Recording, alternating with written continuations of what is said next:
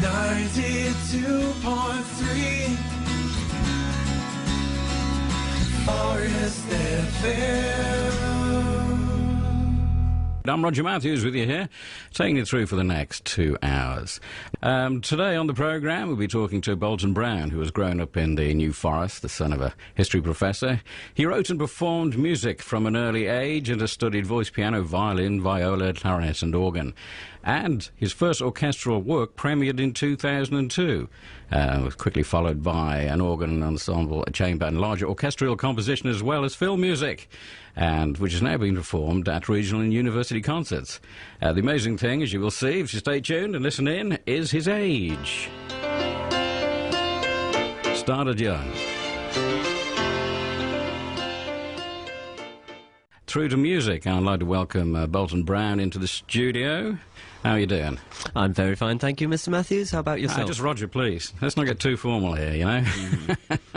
Yeah. Okay. Finally, we've got you into the studio. Now, you play and compose music, so what instruments do you play first off, and what type of music do you compose? Let's set the level here so everybody knows what we're into. Well, I compose contemporary classical music myself, and I've played a lot of instruments in the past, but I must say my favourite instrument has to be the organ, because there were just so many things to touch with the organ, and it's basically just a one-man orchestra. I suppose it gives you, yeah, I suppose with modern organs especially, it gives you that great scope to have your little orchestra in a box, isn't it, in a way? That's correct.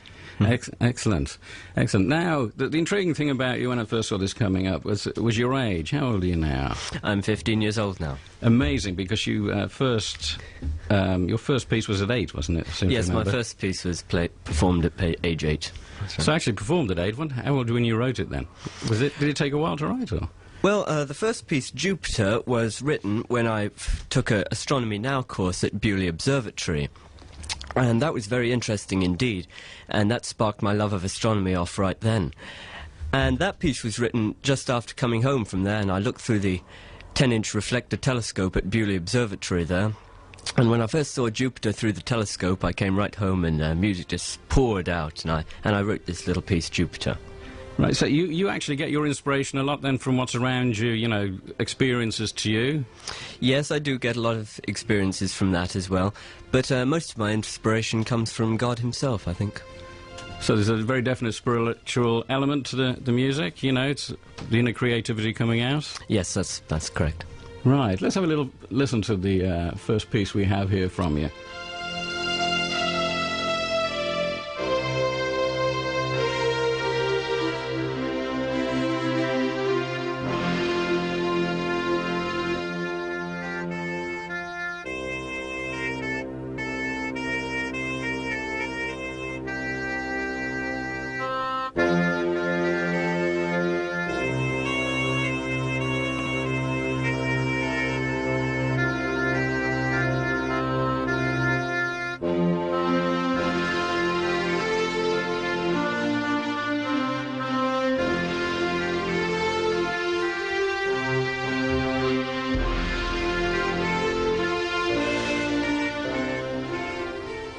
That's a rather beautiful piece of music.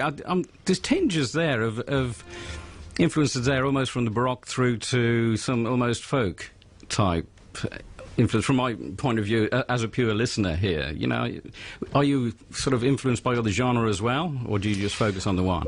Well, yes, I just focus on the one, and that particular style of music, contemporary classical, allows me a great range, and that great range is very significant in my music. How much we're talking about contemporary classical right now, how much has that changed from what we all sort of, you know, refer to as the classics?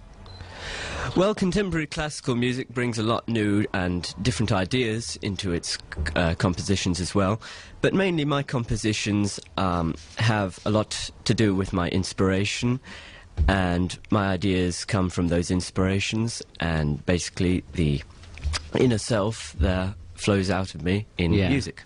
Yeah, I mean, that is true. One thing that comes through in the music, I find, with a lot of people like that, you get these people who will compose music and make music. It's very clinical, but it's, you know, listening to that, it wasn't quite what... This is the first time I must admit to listeners I've actually had a chance to hear the music you've done, so it's straight in.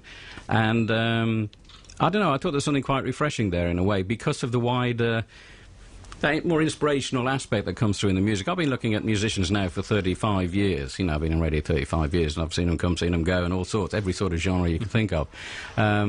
There's a lot of feeling in there, I think, with the music that came through.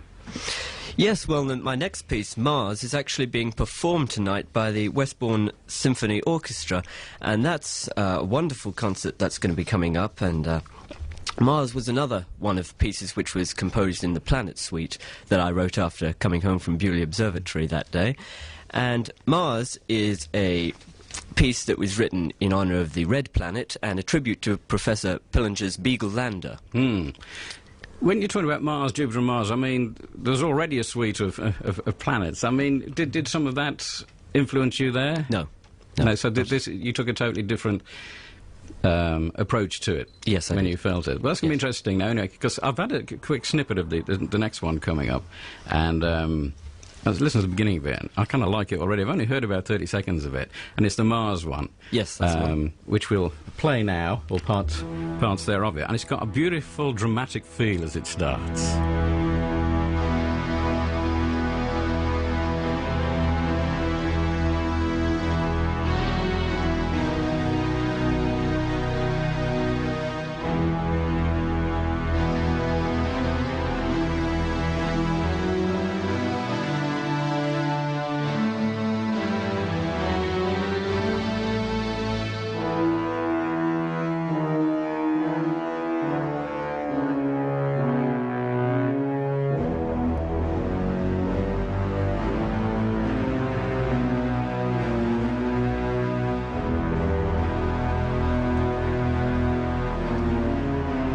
I must admit, it's not often I have the composer of such great music in the studio with me to actually talk to. Talking today to Bolton Brown. Now, the amazing thing about Bolton is the fact his age, that he can compose music like that, which I think is absolutely superb. I mean, I've been a rock DJ for 34 years, amongst other sorts of DJ, but I've always loved classical music. I was brought up on classical music, as well as country music, and as well as the pop at the time.